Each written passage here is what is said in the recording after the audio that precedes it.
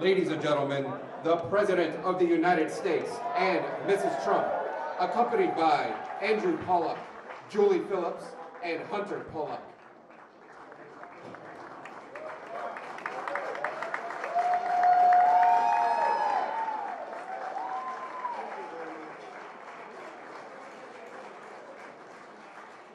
Well, thank you very much. And it's a wonderful evening and a beautiful house called the White House. And thank you for being here. Melania and I are honored to welcome you to the White House and to wish all of you a very, very happy Hanukkah.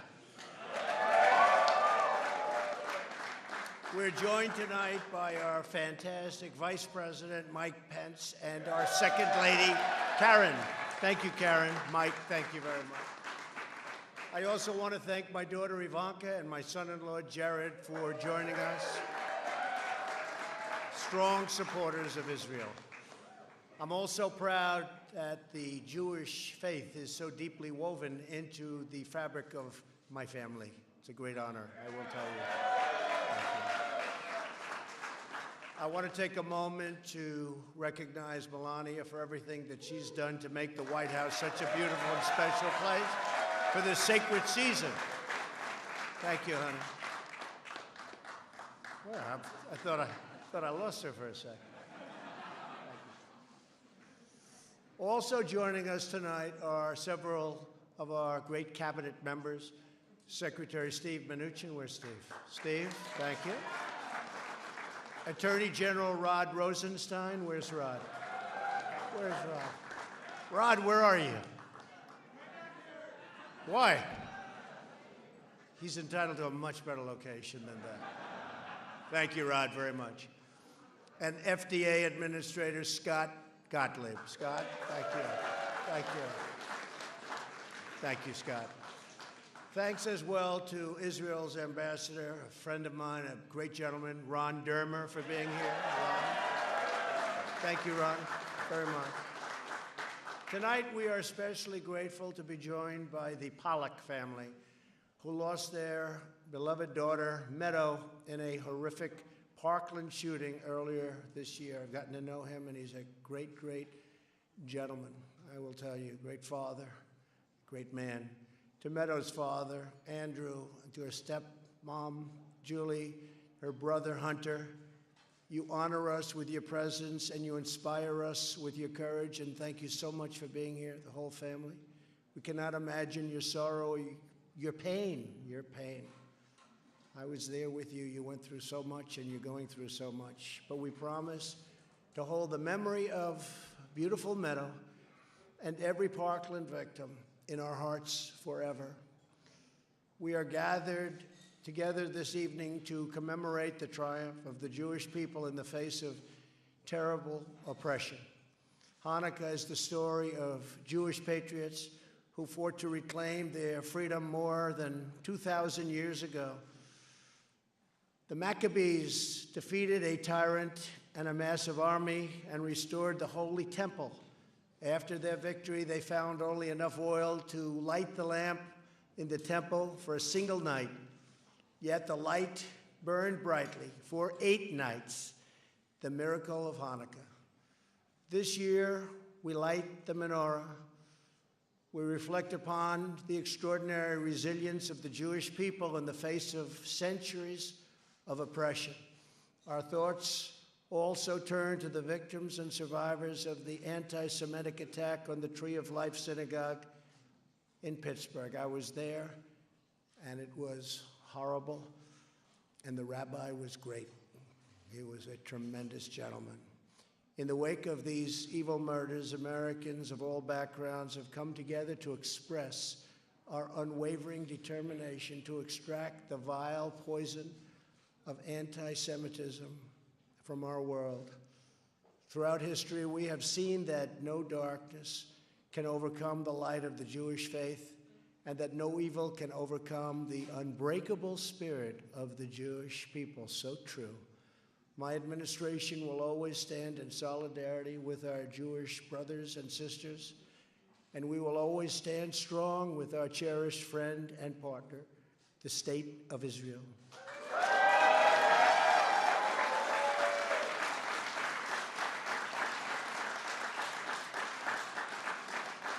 We are confronting the Iranian menace that threatens the United States and Israel and the civilized world. We must never allow Iran to obtain a nuclear weapon. We will not.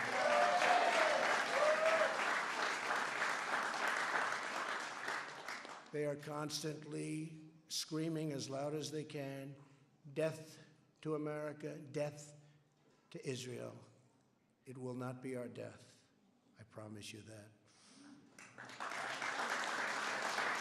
Last year, I withdrew from the horrible Iran nuclear deal and imposed the toughest ever sanctions on the Iranian regime.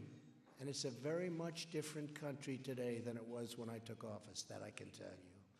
And exactly 1 year ago today, I know most of you don't care about this, at my direction, the United States recognized the true capital of Israel and quickly moved the American embassy to Jerusalem.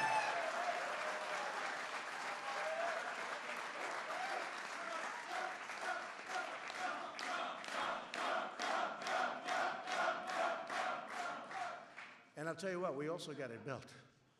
They came to me with a price of more than $1 billion to build the embassy. And I said, that sounds like a lot for a one-story building.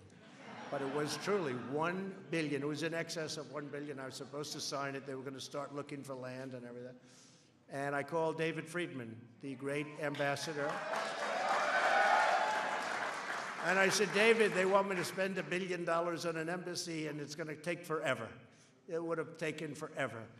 And he said, you know what? We have a building that we already own that's the best location in Jerusalem, that's set back in terms of safety, and I think we could renovate it. Could I call you back? I said, call me back. And he called me back about a week later. He said, sir, I think we can do it for $180,000. I said, well, I said, David, first time I've ever said this in my entire life. I said, David, that's too cheap. It doesn't sound right. You've got to spend more. How about $400,000 or $500,000? And we ended up spending about $400,000. We used Jerusalem stone, which if you're in the real estate business, you know that's one of the most expensive stones you can get. And I'll tell you what, we have got, and we opened 4 months later, the most beautiful embassy you've seen. Now, someday they'll probably spend $1 billion and build it, but it won't be as nice as what we have. We have a great embassy in the best location in Jerusalem, and we got it open. Brad, we got it open quickly, right? So I'm very honored by that. I also am honored that Charlie Kushner and Cyril are here, my friends, my great friends. They have been incredible, truly incredible people. In a few moments, we will light the menorah. As we do, we will remember Meadow Pollock and all of the precious lives stolen from us this year. And we will pledge our resolve to confront hatred and violence in all of its evil forms. In 1970, and I should say in 1790, we'd like to have him around today, wouldn't we? George Washington. We could use George Washington, but hopefully we won't need him. We'll let him be a very blessed memory. But George Washington wrote to one of America's earliest Jewish communities, the Hebrew congregation of Newport, Rhode Island. He said, America is a government erected by the majesty of the people, which to bigotry gives no sanction. That was a great statement from a man from a long time ago. Today, we renew our resolve to defend religious liberty, to cherish the dignity of every child of God, and to always celebrate the extraordinary gifts that the Jewish people have given to America and to the world. And I just want to say thank you very much. You're very special, great people. I am so proud, as I said, to have you, Jared, Ivanka, to have Jared in our family with all of his relatives and all of our friends is a great thing. Very proud of it. I'm very proud of Jared. So let me just say, once again, it's an honor to have you in the White House, and happy Hanukkah.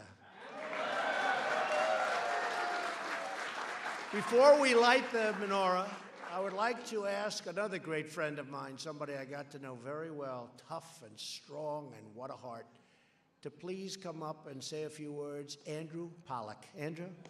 Please.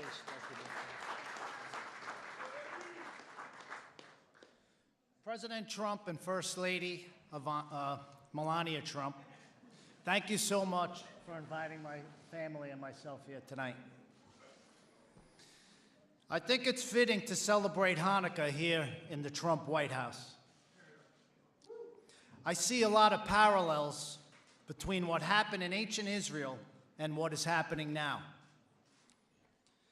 Ancient Judea's ruling class had turned their back on what made our people great.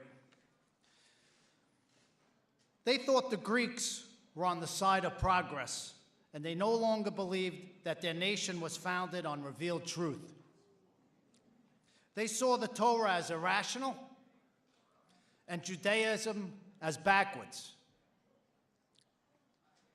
The Maccabees were Kohens, Levitical priests descended from Aaron. They fought on the side of the righteousness. Nobody thought they could retake Jerusalem, but they had God and truth on their side. They reconquered Jerusalem and drove out the corrupt ruling class. And then they cleansed and rededicated the temple. And they got it done under budget and ahead of schedule. The Jewish people would not have survived if the Maccabees had lost. They have a special place among the Jewish people because they never stopped fighting for God and our future. Mr. President, despite the pundits and so-called experts who said you couldn't, you have retaken Washington for the American people.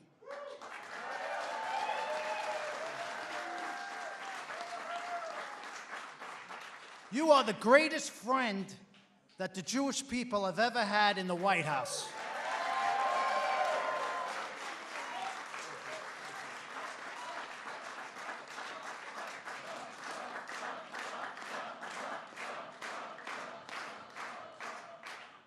Not only because you recognize Jerusalem as the capital of Israel and followed through on your promise to move the embassy to Jerusalem, but because you understand the spirit of Hanukkah within your heart. You're a fighter, and you understand that in order for America to survive, we have to keep on winning.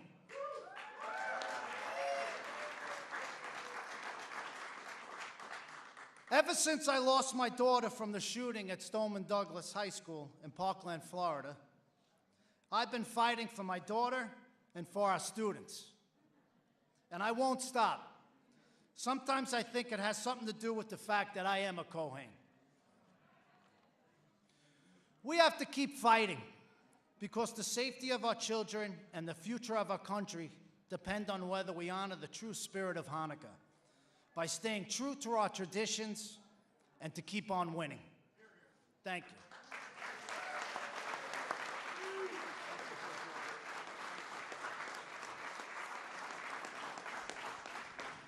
Very special family, and he's a special man, and I witnessed firsthand what he went through, and incredible the way he handled it, and what he's done since is just to make everybody aware of what went on and how we can solve problems is incredible. I just want to thank Andrew for being here and your family. Thank you.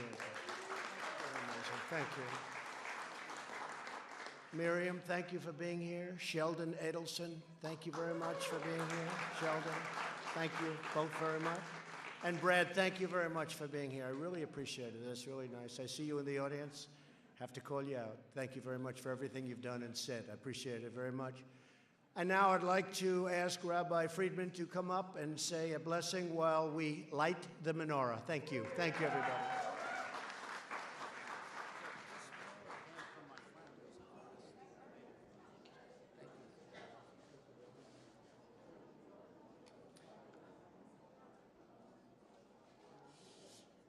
Mr. President, my wife and I have been blessed, thank God, with 11 kids who have helped me prepare this message. I hope and I pray to God that it meets its mark so that I have no issues when I get home. My saintly teacher and mentor, Rabbi Menachem Mendel Schneerson, the Grand Rebbe of Chabad, would always repeat the following simple but important message. Every night of Hanukkah, we add one more candle to the menorah, telling us that the light of the menorah that we lit yesterday is not enough. Tonight, we have to add another candle. We must always continue to grow and increase in all matters of goodness and holiness. Like the menorah, the United States of America continues to be a source of light and a source of hope for God-fearing, freedom-loving people the world over. My father was a Holocaust survivor. He was in Auschwitz.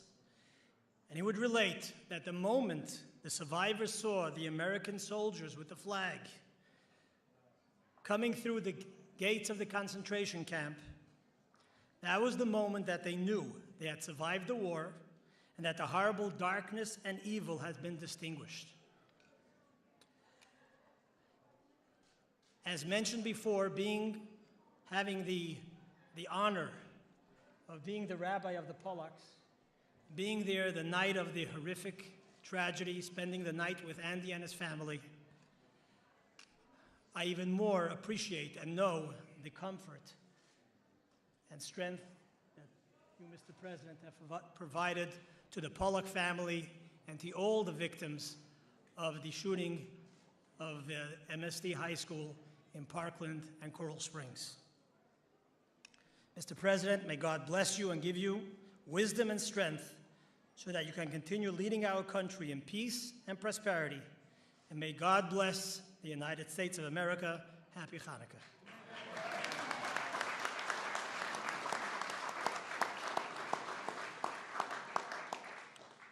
We will now proceed with the lighting of the menorah.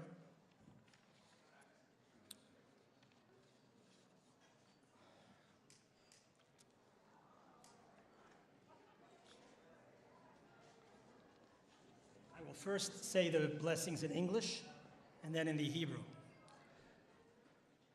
Blessed are you, Lord of our King, King of the universe, who has sanctified us with his commandments and commanded us to kindle the Hanukkah light.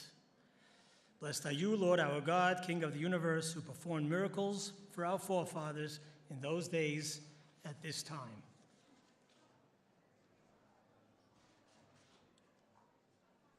Baruch atah Adonai Eloheinu melech haolam asher kiddushanu b'mitzvosav v'tzivanu lahadlik ner Chanukah.